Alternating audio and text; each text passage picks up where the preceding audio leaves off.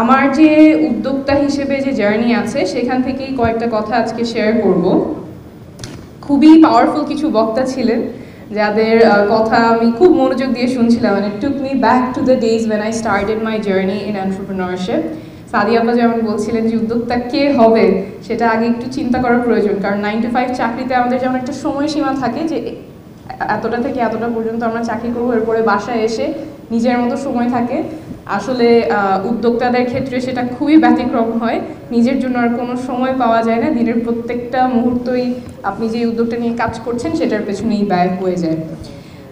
এইটা একদিকে যেমন আনকমফোর্টেবল, আমরা একটা ছকে বাঁধা জীবন থেকে বের হয়ে নিজের যে উদ্যোগটা আছে সেটা সফল করা, সেটার পেছনে শ্রম যায়, সময় যায়, ওয়ার্ক লাইফ ব্যালেন্স টিপড হয়ে যায়, যেটা ওয়ালিউল্লাহ ভাই আমাদেরকে খুব এক্সেলেন্ট কিছু সলিউশনস দিয়েছেন আজকে।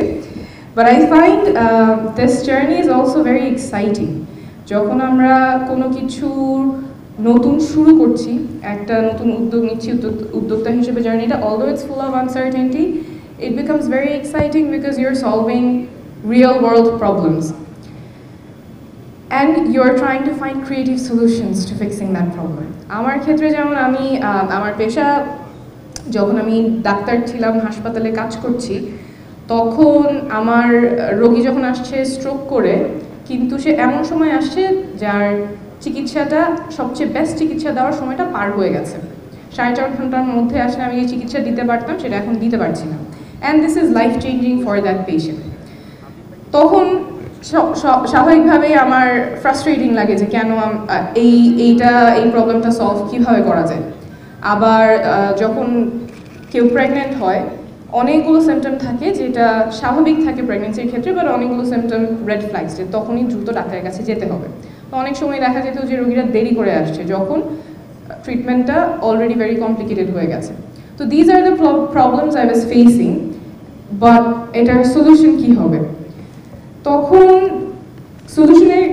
সলিউশন খোঁজার ক্ষেত্রে যেগুলো দেখলাম, it's not because patients do not pay heed to health advice, but more যে ওনারা যে অ্যাডভাইসটা নিবে সেই জায়গাটা খুব কম।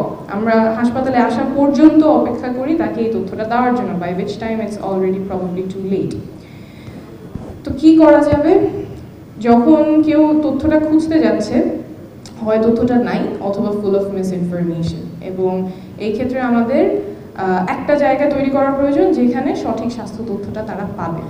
তো তখন মনে হলো আচ্ছা ঠিক আছে, what can we do? People go scroll YouTube, আর রাতে যখন একটু রিল্যাক্স করছে, ইজ দ্যাট আ প্লেস যেখানে আমি একটু স্ট্রোকের সিমটমস বলে ফেলতে পারি, এবং মানুষের মাথায় যদি সেটা থাকে, হয়তো তিনি যখন সামনে কারো এই সিমটম আসবে, they can spot it and take the patient at the right time. তো সেই ক্ষেত্রে আমাদের মনে হলো আচ্ছা ঠিক আছে, technology is probably then a way where we can address this. এবং সেই সাথে technology how it helped it was a tool to scale as well. একটু আগে শাহির ভাই বলছিলেন এআই এর কথা, and how our future is AI.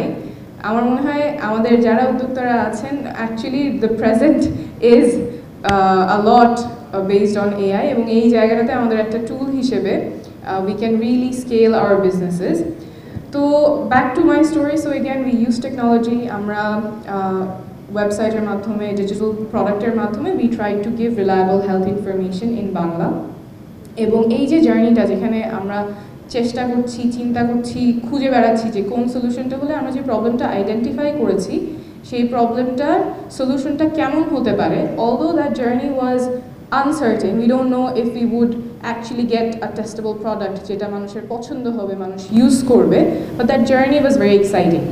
প্রথম দিকে খুবই আনসার্টেন থাকে, অনেক ডিসঅ্যাপয়েন্টমেন্ট আসে, কারণ কোনো একটা সলিউশন আসলো মাথায়, বাট ওটা কাজ করছে না, দেখা যায় মানুষ ওটা পছন্দ করছে না, বা যেরকম চিন্তা হচ্ছে ওরকম রেজাল্ট আসছে না।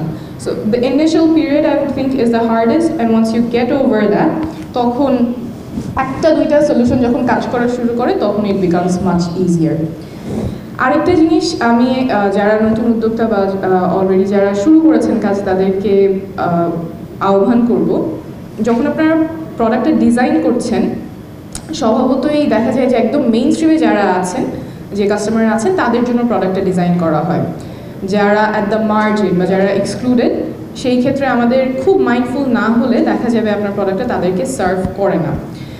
What we did for our case is we understand যে আমাদের তো একটা ডিজিটাল প্রোডাক্ট, তাহলে যাদের ইন্টারনেট অ্যাক্সেস নাই, ডিভাইসের অ্যাক্সেস নাই, তারা আমাদের প্রোডাক্টে ইউজ করতে পারবে না। তো আমরা কোলাবোরেট করার চেষ্টা করেছি এমন পার্টনার্সগুলোর সাথে যারা আমাদের এই প্রোডাক্টটা নিয়ে যেতে পারবেন প্রান্তিক মানুষের কাছে, যাদের ডিভাইস নাই, যাদের অ্যাক্সেস নাই, বাট তারা আমাদের প্রোডাক্টে ইউজ করতে পারবেন। আমরা ব্র্যাকের সাথে পার্টনার করেছি, মেড গ্লোবালের সাথে পার্টনার করেছি, যেখানে ওনাদের যে স্বাস্থ্যকর্মীরা আছে তারা গিয়ে অফলাইন বা একদম প্রান্তিক পর্যায়ে যারা স্বাস্থ্য সমস্যা বা স্বাস্থ্য তথ্যগুলো নেওয়া প্রয়োজন সেখানে তারা সেটা পৌঁছে দিচ্ছেন। And although it's difficult journey, but if you're solving a real world problem, although it's very uncertain, but once you get there, it becomes very meaningful and very impactful. আরেকটা জিনিস মাথায় রাখার কথা বলবো, অনেক সময় শুরুর ক্ষেত্রে আমাদের প্রথম ইনিশিয়াল স্টেপটা আমাদের মনে হয় যে দ্যাটস দ্য হার্ডেস্ট, বাট ওই সময়টাতেই সাস্টেইনেবিলিটি কীভাবে হবে, স্কেলেবিলিটি কীভাবে এনশোর করা যায়, সেগুলোও যদি মাথায় রেখে একটা লং টার্ম প্ল্যান করা যায়, that gives certain degree of certainty to the uncertain mess you are at the start.